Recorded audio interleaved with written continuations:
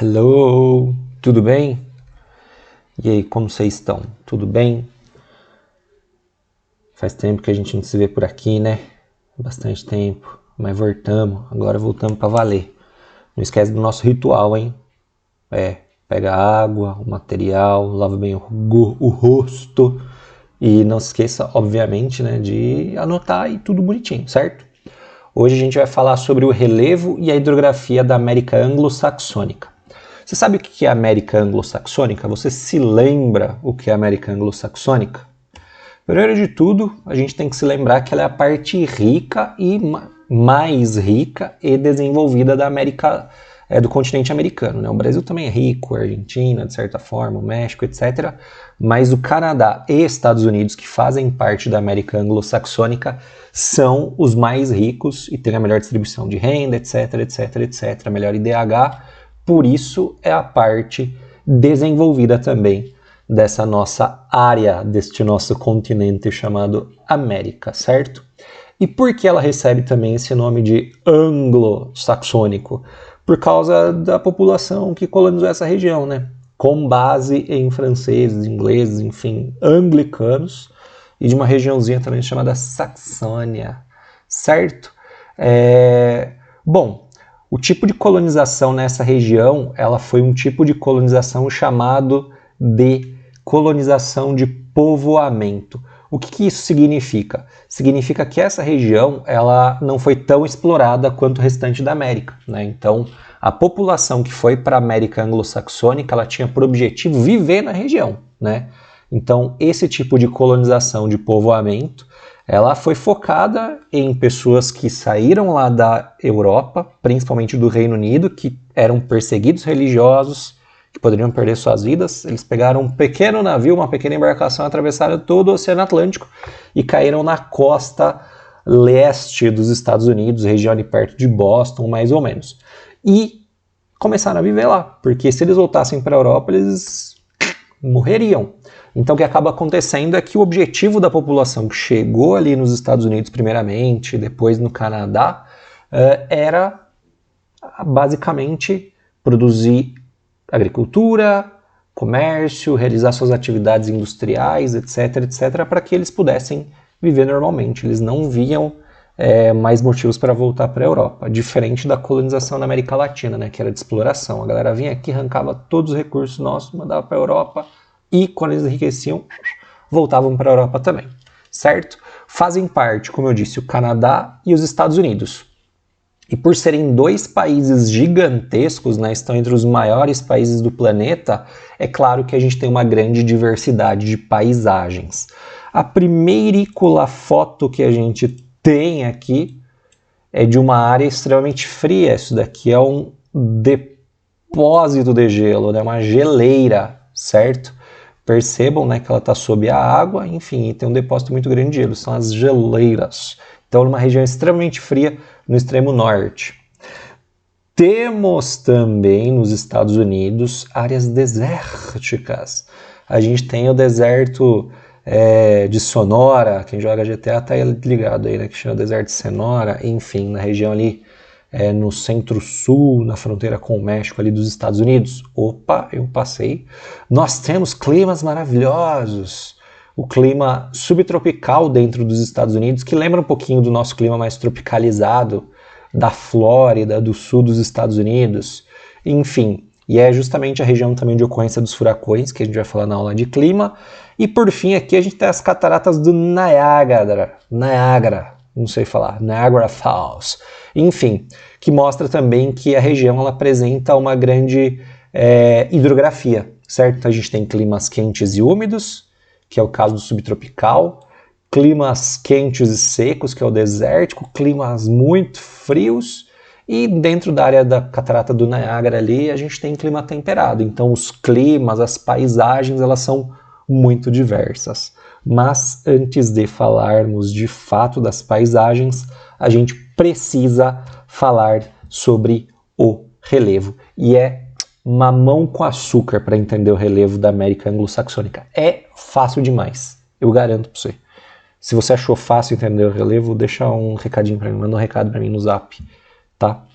Bom, Primeiro de tudo é que o relevo da América anglo-saxônica, assim como o relevo da América do Sul, ele começou a ter uma agitaçãozinha, vamos dizer assim, há mais ou menos aí 120, 150 milhões de anos, quando os continentes começaram a se separar, quando a América anglo-saxônica começou a se separar da Europa, né, movimentação das placas tectônicas, isso começou a trazer uma série de mudanças nas estruturas geológicas, ou seja, na forma com que o relevo foi se modelando e foi surgindo. Então, 120, 150 milhões de anos atrás é o momento em que o relevo dos Estados Unidos e do Canadá começou a se modificar. Bom, dentro dessas duas áreas, desses dois países, a gente tem 3 grandes compartimentos de relevo. A gente tem os escudos cristalinos, que a gente popularmente chama de planaltos, montanhas antigas, planaltos, enfim, antigos. A gente tem as bacias sedimentares, que são grandes depósitos de sedimentos e vão formar grandes áreas de planícies.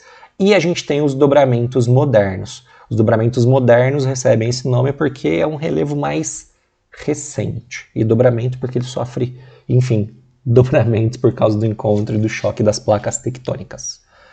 São as montanhas, tá? Bom, este é o mapa que vocês têm aí na apostila de vocês, certo? Esse mapa ele mostra pra gente exatamente como é a divisão do relevo da América anglo-saxônica. Então a gente vai ter aqui, ó, na costa do Oceano Atlântico, basicamente planaltos e algumas planícies litorâneas e planícies próximas de rios, certo? Mas a composição são de planaltos, ponto.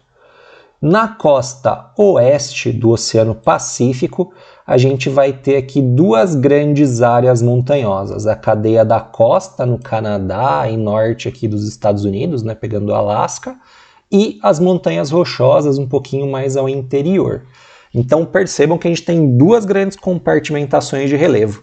Do lado direito, o famoso oeste, desculpa, professor burro, do lado direito, o famoso leste, né, na base atlântica, a gente tem relevos antigos. Prestem bem atenção nisso. Na região do relevo, da região do Pacífico, do Oceano Pacífico, a gente tem o relevo formado no presente, dobramentos modernos, se formam a partir do choque de placas tectônicas. E no meio de tudo isso, no meio dessa loucura de relevos, a gente tem as planícies centrais. Por isso que recebe o nome de planícies centrais, né? Porque ela está no centro, está no meio de tudo.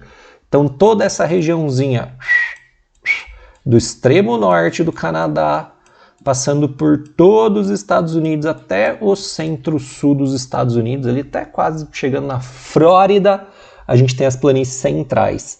Basicamente temos a seguinte divisão, queridos. Acompanhe aqui que eu vou escrever uma coisa que é sensacional, vocês vão curtir demais, tenho certeza. Então, ó, como eu disse agorita mesmo, a gente tem então na região do Oceano Atlântico, certo? Atlântico. Opa. Temos os planaltos, que são relevos antigos. Pega a primeira letra, Oceano Atlântico antigo, relevo antigo. Pensa nisso. Primeira letra do oceano, você já mata como que é o tipo de relevo nessa região. Oceano Atlântico, eu tenho relevos antigos. E no lado oeste, na costa oeste, nós temos o Oceano Pacífico. De Pacífico só o nome, a gente quer quebrar tudo, né? Mentira. Pacífico nós temos, mais ou menos quebra tudo, né? Porque tem muito encontro de placas tectônicas, então tá certo, né? Enfim, o Pacífico são relevos que se formaram no presente. A gente pode falar também de placas tectônicas. Olha que baba. Facinho, né? Então a gente tem no Oceano Atlântico relevos antigos, que são os planaltos, que se formaram aí há mais de 200 milhões de anos e estão em fase de rebaixamento, né? Eles estão em fase de desgaste, certo? Tanto é que a gente vai ver daqui a pouquinho algumas imagens, vocês vão ver que eles são mais arredondados. Já na costa oeste, né, que a gente tem a região do Oceano Pacífico a gente tem as montanhas, dobramentos modernos, se formaram agora, no atual, no presente, nos últimos 60 milhões de anos, mais ou menos, né, no período que a gente conhece como terciário, repito, a partir do encontro de placas tectônicas, e peguem essas duas letras aí, ó, P de presente, P de placa tectônica, vai estar em qual oceano? O Pacífico. E no centro de tudo, a gente vai ter uma grande área de planícies centrais. Baba, mamão com açúcar. Eu falei para você que era facinho. Bom, os escudos cristalinos, como eu disse, né, eles estão na porção leste dos Estados Unidos e do Canadá. No Canadá, a gente tem o Planalto do Labrador, sim, o cachorrinho, provavelmente surgiu nessa região. E nos Estados Unidos a gente tem os Montes Apalaches, tá? Esses relevos, como eu disse, eles são compostos por superfícies muito antigas. Por isso que a gente chama de montanhas velhas também, enfim. E por isso, por serem muito antigos, estarem numa região de estabilidade geológica, presta atenção, é uma área estável, não tem mais processo de surgimento, não tem mais movimentação tectônica para fazer a região se elevar. Então ela está estável.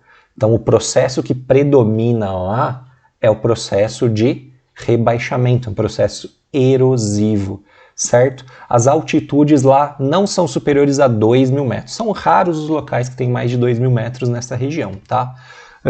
Como eu falei, né, são as montanhas velhas ou os baixos planaltos. Destaque, Labrador, no Canadá, né, que seria essa partezinha mais aqui, né? E os Apalaches mais dentro dos Estados Unidos. Então percebam, aqui a gente tem uma imagem do Parque Nacional lá nos Estados Unidos, dos Montes Apalaches. Eu que tirei essa foto da internet. Piada horrível, enfim. Mas percebam que o relevo ele é mais aplanado, né? Ele é mais arredondado, certo? Eles têm as altitudes, né? A gente consegue enxergar as altitudes daqui, certo? Só que eles são relevos mais arredondados, tá? Aqui também dá pra gente enxergar muito bem. Aqui eu estava debaixo de uma árvore quando tirei essa foto. Enfim, tem coisas que a gente, né, deve ignorar o que o professor fala. Então são mais desgastados, né? Aqui é um passeio que eu vou fazer com vocês. Pena que a imagem ficou horrível, mas eu acho que tá tudo certo. Vamos ver se ele vai tocar aqui o vídeo. Vai. Então, ó, percebam, né, que toda a composição que a gente enxerga são dos Montes Apalaches. Eu tirei isso daí do Google Earth. Enfim, percebam que é uma superfície de grandes planaltos, né, uma área extremamente extensa, né?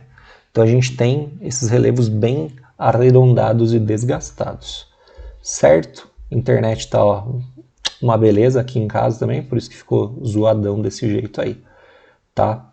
A gente tem cidades, inclusive, ocupando as áreas mais planas. E o que é legal dizer é que essas áreas de planalto são áreas de preservação, né? São áreas ainda onde tem florestas, certo? Por isso tem o Parque Nacional dos Montes Apalaches. Saindo do relevo de planalto, indo em direção oeste, a gente tem as planícies centrais. Elas recebem esse nome porque, repito, está no centro da América Anglo-Saxônica. Elas vão do extremo norte, lá do Canadá, na regiãozinha lá do Oceano Glacial Ártico ou Mar Glacial Ártico, no 9º ano a gente vai discutir isso, até o Golfo do México, né, o extremo sul dos Estados Unidos. Essa área, né, uma bacia sedimentar, é um depósito de sedimentos. No extremo norte do Canadá, houve um processo de glaciação que acaba acontecendo. A gente viu que tem os glaciares ali, né? Esses glaciares, a gente já viu isso na Europa também. Eles avançam, né, nos períodos mais frios do planeta, recuam, né, nas chamadas eras glaciais eles avançam, no período que esquenta eles recuam, e esse processo vai desgastando o relevo, né? Por isso que boa parte do Labrador e boa parte dos Apalaches também são desgastados, tá? Que eles passaram por boa parte desse processo de erosão por conta das glaciações. Mas enfim, o que acaba acontecendo é que eu tenho uma área que vai ficando plana, né? E esses sedimentos eles são carregados. Então no extremo norte essa área extremamente plana é por conta das glaciações, e no sul, né, na parte dos Estados Unidos, aí é um pouquinho diferente, porque a gente tem depósitos fluviais dos rios, as chuvas também transportaram esses sedimentos, os ventos transportaram esses sedimentos, enfim, a ação dos agentes externos, né, dos agentes erosivos, foram fundamentais para a formação dessa área das chamadas planícies centrais. O que é legal dizer é que lá no extremo sul dos Estados Unidos, no Golfo do México, no Texas e tal, essas bacias sedimentares elas apresentam uma absurda riqueza de petróleo na região. Então os Estados Unidos e o México ganham muito dinheiro explorando petróleo nessas áreas. Percebam que elas são extremamente planas, tá? Há uma coisinha. Nos Estados Unidos elas são chamadas de planícies centrais, mas elas também podem ser chamadas de prairies, ou prairie, porque vem do francês campo, pradaria, enfim, de uma área extremamente plana. O Marcos é cultura e fala francês muito bem, muito bien. Bom, aqui percebam, relevo extremamente reto, extremamente plano, tá?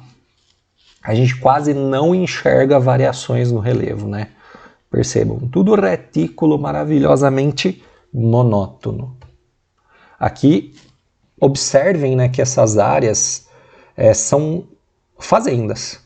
Como é uma área extremamente plana, a agricultura vai se desenvolver de um jeito absurdo, né? Porque eu tenho um clima que é relativamente úmido, eu tenho áreas extremamente planas, eu tenho rios de grande volume de água, então a irrigação funciona. A agricultura aí é extremamente moderna. Quando a gente for falar da agricultura, vocês vão lembrar disso. Vamos lá. Aqui a internet está um pouco... Não estava. Tá uma coisa. Mas olha que legal, as áreas de cores diferentes a gente consegue perceber que são fazendas, né? De diferentes tamanhos, diferentes portes. Tá. Muito louco, né? Os rios que a gente pode perceber também, né, que estão nessas áreas. Tem áreas de preservação ainda, né? São minúsculas, para falar a verdade, porque essa área, como a agricultura se desenvolveu bastante, houve uma grande devastação desse tipo de vegetação que tinha na área, que são as florestas temperadas e também um pouco de vegetação mais rasteira, né? De gramíneas. Por fim, os dobramentos modernos, né? A gente tem aqui as montanhas rochosas, e depois a gente tem a cadeia da costa, né, no Alasca e no norte do Canadá. Elas são chamadas de montanhas jovens também, porque a gente já falou, se formou há pouquíssimo tempo, tá? Ela se formou nos últimos 60 a 65 milhões de anos, no período terciário. Ela é uma área de instabilidade geológica, de instabilidade tectônica, né? Eu tenho muita atividade vulcânica, eu tenho muitos terremotos nessa região, e o relevo, como ele ainda tem muita energia, né, isso é provado pela atividade vulcânica e pelos terremotos, esse relevo ainda está em fase de soerguimento, né? Ele está se ampliando, se elevando ainda. Certo? A gente tem, como eu disse, né, no Canadá e no Alasca, a cadeia da costa, que seria nessa parte mais ao norte, e mais no interiorzinho dos Estados Unidos e do Canadá a gente tem as montanhas rochosas. Percebam que elas são superfícies já muito mais elevadas e boa parte dos picos dela já são nevados. Significa que eu tenho altitudes muito maiores. Os planaltos, raramente nos Estados Unidos e no Canadá, passam de 2.000 metros. As montanhas, elas já passam dos 4 até dos 5.000 metros nessa regiãozinha, tá? Percebam, né, como eu disse, a gente tem já um relevo mais pontiagudo, né, que sofreu pouco intemperismo se comparado com outras áreas. Tá? Então a gente tem as áreas montanhosas. É a mesma imagem que eu peguei de ângulos diferentes, tá? Mas enfim, percebam a presença de neve, isso indica uma grande elevação. Aqui a gente vai dar um rolezinho, né, pelas montanhas rochosas também, tá? E a gente consegue perceber muito bem. A gente tem um lago aqui, ó, formado por neve. Opa, falhou. Deixa eu apagar aqui. Percebam de novo, né? Pontiagudo e tal. Muita neve, tá outro lago ali, lagos de origem nival, né, que ele se forma a partir do derretimento do gelo dessas áreas montanhosas. Inclusive, as montanhas rochosas são as nascentes, as montanhas rochosas são as nascentes de inúmeros rios extremamente importantes para os Estados Unidos, tá? Inclusive rios que a gente vai falar daqui a pouquinho. O Grand Canyon é da hora porque ele é uma área também. Deixa eu só voltar aqui no mapa para a gente identificar onde está o Grand Canyon. Tá. O Grand Canyon, ele está nessa área. Eu vou apagar tudo aqui para ficar mais fácil. O Grand Canyon está nessa área entre as montanhas rochosas e a cadeia da costa, né? O Grand Canyon está nessa área do Planalto do Colorado, mais ou menos aqui nessa regiãozinha assim, ó, tá? E o que acaba acontecendo é que essa área dessa grande bacia ou do Planalto do Colorado, eles são regiões intermontanas, significa que eles estão entre as áreas montanhosas da cadeia da costa e das montanhas rochosas. E o que é legal dizer é que essa região é formada por muitos sedimentos. É uma formação também bastante antiga e de origem sedimentar, tá? Quando eu falo antiga, entendo assim, né? Ela tem relevos antigos que foram desgastados, mas elas recebem, por conta da presença das montanhas, que são relevos recentes, sedimentos recentes também. Então a gente tem aqui, ó, nessas áreas mais baixas, né, sedimentos extremamente antigos, que se formaram há 200, 300 milhões de anos. E antes, só para deixar bem claro, né, o relevo ele era todo nesse nível, e este rio aqui, que é o Rio Colorado, ele foi escavando essa região, tá? E daí nessas áreas mais altas, né, nas áreas mais próximas da superfície, aí sim a gente tem relevos de sedimentação recente, tá? Mas o que eu quero dizer é que essa região, né, um canyon, a formação de um canyon, nada mais é do que o rio que foi escavando as rochas e criou como se fosse um corredor. Então a definição de canyon é muito simples, né? São rios que escavaram um ambiente rochoso e formaram esses corredores aí, que são grandes precipícios, tá? Aqui é uma imagem muito louca, né? A gente vê o Rio Colorado aqui no fundo e todo o relevo do Grand Canyon. E tudo isso daqui, ó, rio, rio, rio, rio, rio, rio, rio, rio, rio, rio. Tô repetindo, eu sei, mas é só para fixar bem que a gente tem um relevo que foi totalmente escavado aí há muito, muito tempo, tá? Bom, sobre a hidrografia. A hidrografia, a gente sabe que é o estudo das águas continentais e oceânicas. No caso agora, a gente vai falar das águas continentais. E o que é legal dizer é que Estados Unidos e Canadá eles apresentam características hidrográficas muito diferentes, né? O Canadá, por ter invernos muito rigorosos, né, os rios acabam se congelando e acaba dificultando a navegação, acaba dificultando a geração de energia hidrelétrica, acaba dificultando a pesca, enfim, acaba dificultando o aproveitamento desses rios. Então a hidrografia é pouco utilizada se comparado aos Estados Unidos, né? No caso dos Estados Unidos, aliás, ó, uma coisa que eu esqueci, né? O regime dos rios. O regime é a origem da água dos rios. Da onde que vem a água desse rio? No Canadá, a maioria dos rios é de origem nival, ou seja, se formam a partir do derretimento de gelo e de neve, enfim. E é legal dizer que no verão e na primavera, quando está mais quente, esse gelo derrete e eu tenho grandes cheias nesses rios. E daí no inverno, e no outono e inverno, esses rios diminuem o seu volume de água, tá? Nos Estados Unidos, a hidrografia é muito mais rica, rios de grande porte, com diversos aproveitamentos, e esses rios eles têm origem diferentes. Embora o regime nival, né, a origem dos rios seja por conta do derretimento de gelo, existem outros rios que se formam por conta das chuvas também. Então a gente tem o rio nival, que é formado a partir do derretimento de gelo, de neve, e o rio de origem pluvial, origem das chuvas. E quando ele recebe a água dos dois, é regime misto. E no caso dos Estados Unidos, tem muitos rios de regime misto, tá? Nos Estados Unidos, a gente tem um forte aproveitamento para navegação, sobretudo nos rios das planícies centrais e nos grandes lagos, a gente já vai falar sobre eles, mas os grandes lagos estão no nordeste dos Estados Unidos, uma região extremamente rica, extremamente industrializada, o mesmo no Canadá, né, que seria no sudeste do Canadá.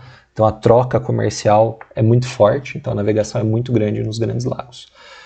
A geração de energia hidrelétrica é algo importante para os Estados Unidos, e na bacia do Colorado, na bacia do Colômbia, até mesmo na regiãozinha dos grandes lagos eu tenho também muita geração de energia. Tá? Aqui a gente tem os mapas das bacias. Nós temos duas bacias praticamente que vai ter, né, um uso muito restrito, que são as bacias aqui que estão na cor, sei lá que cor que é essa, para mim isso daqui é um roxo, que é a bacia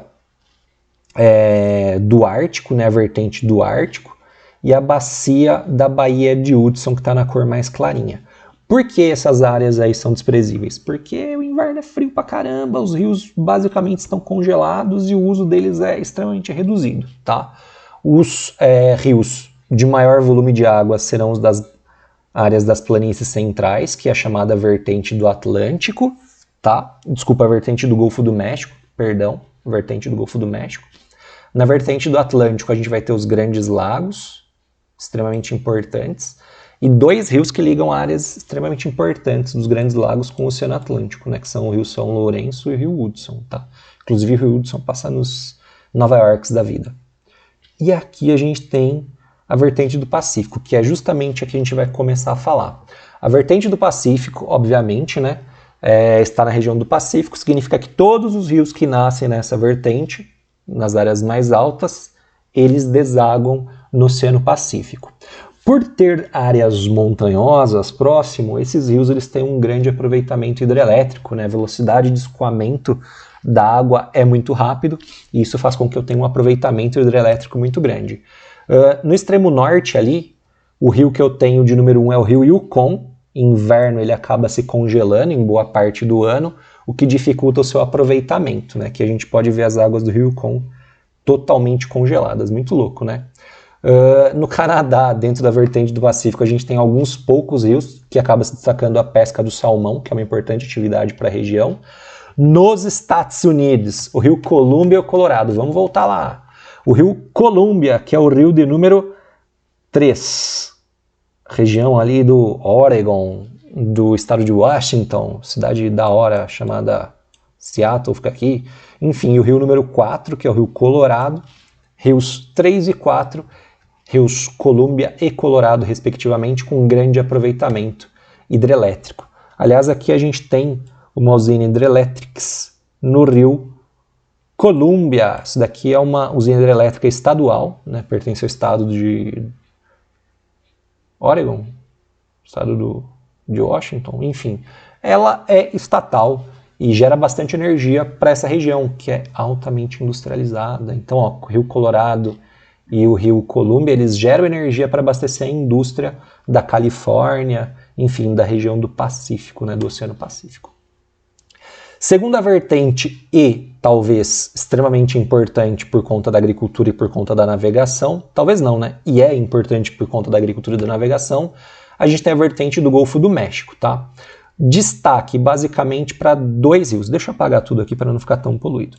Na bacia da vertente do Golfo do México, a gente vai ter destaque para o rio de número 8 e o rio de número 7, que eles acabam se juntando e formam uma bacia gigantoscópica chamada Bacia dos Rios Mississippi e Missouri, rios de número 7 e de número 8. O rio Arkansas é importante, mas é um afluente, né, do rio Mississippi. Mas enfim, 7 e 8 são extremamente importantes para essa área. Por que são extremamente importantes? Porque são os rios de maior volume de água, certo? E são as áreas que mais abastecem a agricultura, né? Por ter um volume de água muito grande, ele pode ser utilizado, pode não, ele é utilizado para irrigação agrícola. E como está numa área muito plana, o que se desenvolve lá também? Navegação, né?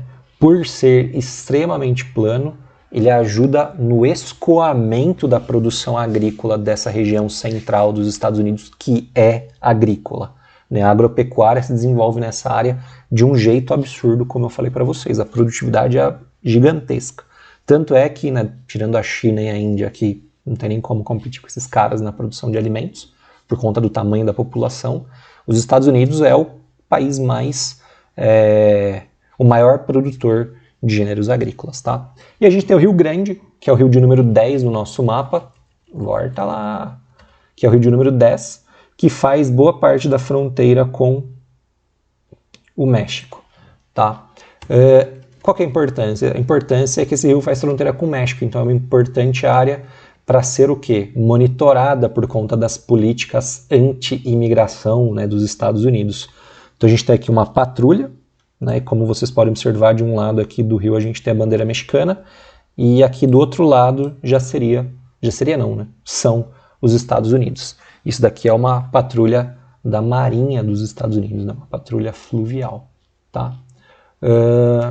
Saindo desta vertente, a gente vai para outra vertente importante, que é a vertente do Atlântico. Ela está lá na região dos Apalaches, do Planalto do Labrador, né? Significa que todos os seus rios vertem suas águas para o Oceano Atlântico, tá?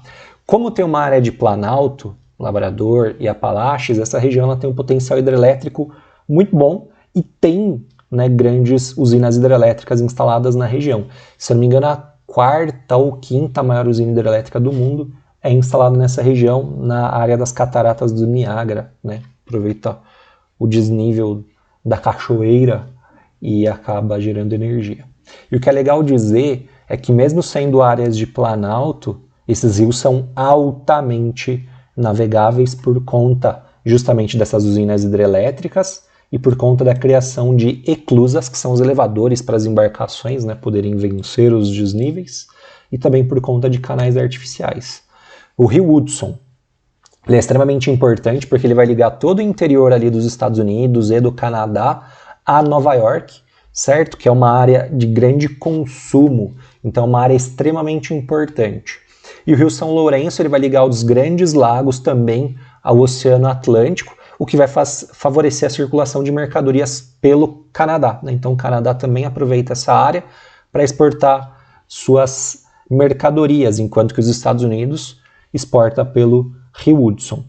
Então, ó, navegação altíssima, abastecimento populacional, geração de energia, os usos são gigantescos, né? Aqui a gente tem os grandes lagos, eles se juntam, é sério, confia em mim, não dá pra gente enxergar por essa imagem de satélite, mas todos esses lagos têm ligação entre si que são feitos por canais, tá? Canais artificiais, ok? Então todos eles são integrados e conseguem ter uma navegação plena nessas áreas.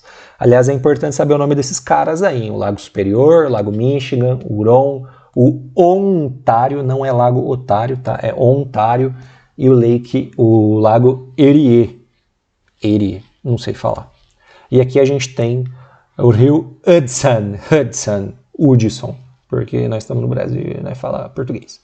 Enfim, e o que é legal dizer que aqui já é a saída para o oceano, então Manhattan, né, a gente tem aqui a ilha de Manhattan, tá? Se a gente vier um pouquinho mais para cá é a Estátua da Liberdade.